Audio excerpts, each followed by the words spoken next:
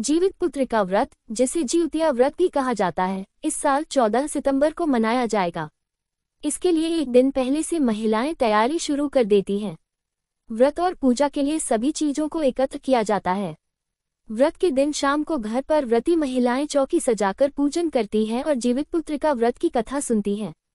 कहा जाता है कि इस व्रत में जीमूतवाहन देवता की पूजा की जाती है। इस व्रत की कहानी भी जीमूतवाहन देवता से जुड़ी हुई है। ये कथाएं संतान के सुख, लंबी आयु और सुरक्षा के लिए पढ़ी जाती हैं। जीमूतवाहन से जुड़ी जितिया व्रत कथा। गंधर्वों के राजकुमार का नाम जीमूतवाहन था। वे बड़े उदार और परोपकारी थे। जीमूतवाहन के पिता ने वृद्धावस्था में वानप्रस्थ आश्रम में जाते समय इनको राजसिंहासन पर बैठाया, किंतु इनका मन राजपाट में नहीं लगता था। वह राज्य का भार अपने भाइयों पर छोड़कर स्वयं वन में पिता की सेवा करने चले गए। वन में ही जीमूतवाहन को मलयवती नामक राजकन्या से भेंट हुई और दोनों में प्रेम हो गया। एक दिन जब वन में भ्रमण करते हुए जीमूतवाहन काफी आगे चले गए, तब उन्हें एक वृद्धा विलाप करते हुए दिखी। पूछने पर वृद्धा ने रोते हुए बताया, मैं नागवंश की स्त्री हूँ, मुझे एक ही पुत्र है। पक्षीराज गरुड़ के कोप से मुक्ति दिलाने के लिए नागों ने यह व्यवस्था की है। वे गरुड़ को प्रतिदिन भक्षण हेतु एक युवा नाग सौंपते हैं। आज मेरे पुत्र शंखचूड़ की बलि का दिन है। आज मेरे पुत्र के जीवन पर संकट है और थोड़ी देर बाद ही मैं पुत्रविहीन हो जाऊंगी। एक स्त्री के लिए इससे बड़ा दुख क्या होगा कि उसके जीते जी उसका पुत्र न रहे। जीमूतवाहन को ये सुनकर बड़ा दुख हुआ। उन्होंने उस वृद्धा को आश्वस्त करते हुए कहा, डरो मत, मैं तुम्हारे पुत्र के प्राणों की रक्षा करूंगा। आज उसके स्थान पर स्वयं मैं अपने आप को उसके लाल कपड़े में ढककर वध्यशिला पर लेटूंगा, ताकि गरुड़ मुझे खा जाए पर तुम्हारा पुत्र बच जाए। इतना कहकर जीमूतवाहन ने शंखचूड़ के हाथ से लाल कपड़ा ले लिया और वे उसे लपेटकर गरुड़ को बलि देने के लिए चुनी गई वध्यशिला पर लेट गए। नियत समय पर गरुड़ बड़े वेग से आए और वे लाल कपड़े में ढके जीमूतवाहन को पंजे में दबोचकर पहाड़ के शिखर पर जाकर बैठ गए।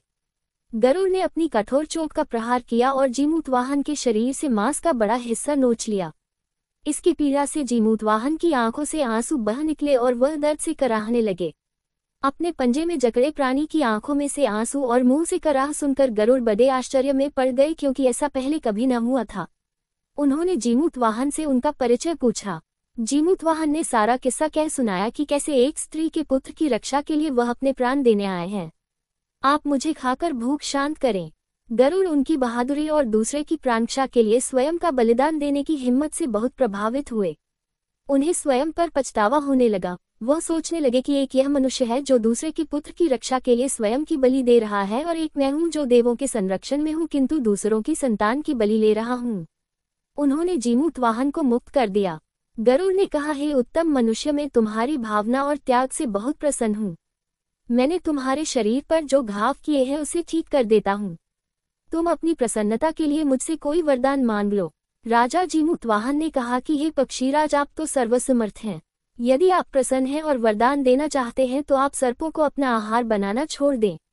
आपने अब तक जितने भी प्राण लिए हैं उन्हें जीवन प्रदान करें। गरुड़ ने सबको जीवनदान दे दिया और नागों की बलि न लेने का वरदान भी दिया। इस प्रकार जीमूतवाहन के साहस से नाग जाति की रक्षा हुई।